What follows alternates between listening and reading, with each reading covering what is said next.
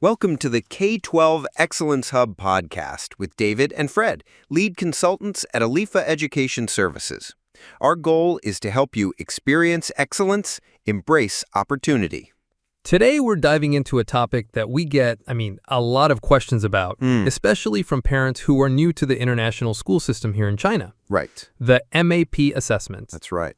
And while MAP covers several subjects, today we're really focusing on MAP English. Okay. It's become this incredibly important tool, and we want to unpack exactly why. So let's start at the very beginning. Fred, for a parent who sees MAP RIT score on a report card for the first time and just feels a little lost. Yep.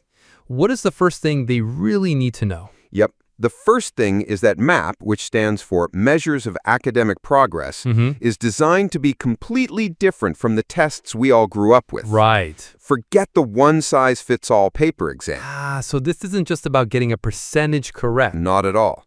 MAP is a computer adaptive test, and that word, adaptive, is the key. Let's dig into that. What does adaptive actually feel like for the student taking the test? Think of it less like an exam and more like a conversation. Okay. The test presents a question. If your child answers it correctly, the system basically says, great, let's try something a little more challenging. And if they get it wrong, it doesn't just mark it incorrect and move on. Exactly. It says, okay, let's try something a bit simpler to make sure we find your solid foundation. It's constantly adjusting to pinpoint the student's exact learning level, which ensures the test is never overwhelmingly hard or boringly easy. It's finding their just right zone. Exactly. That makes so much sense, especially in an international school classroom where you have this huge range of English abilities all sitting side by side. Oh, it's a complete game changer for that environment. I bet. A traditional test just can't accurately measure a native English speaker and an English language learner with the same set of questions. No, of course not. But an adaptive test can. Wow. It creates a totally customized assessment for each one. Okay, so that's the how. It customizes the experience. Yes. But let's talk about the results. Yes. This is where parents often get confused. It's not a grade from A to F or a score out of 100. It's this thing called an RIT score. Right.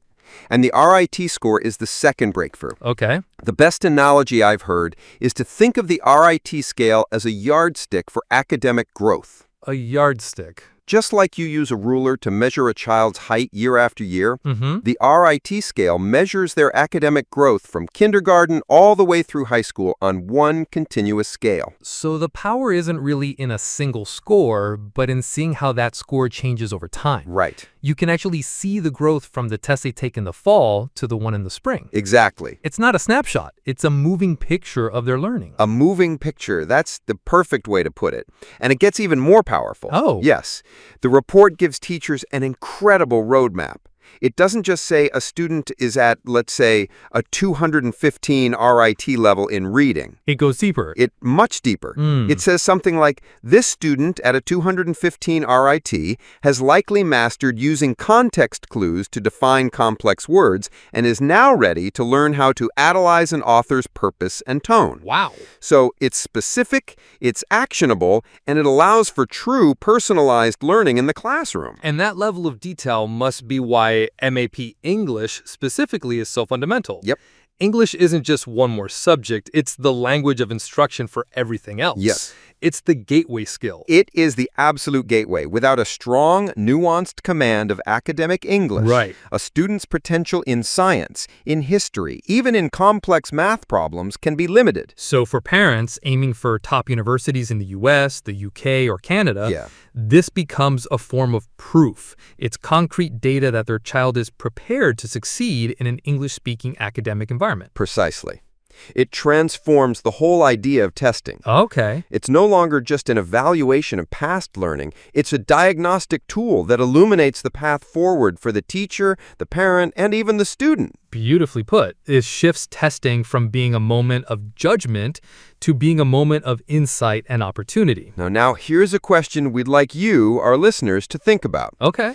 If a test can adapt to our children to find their unique learning level, how can we, as parents and educators, adapt our own support to better match where they are and help them grow?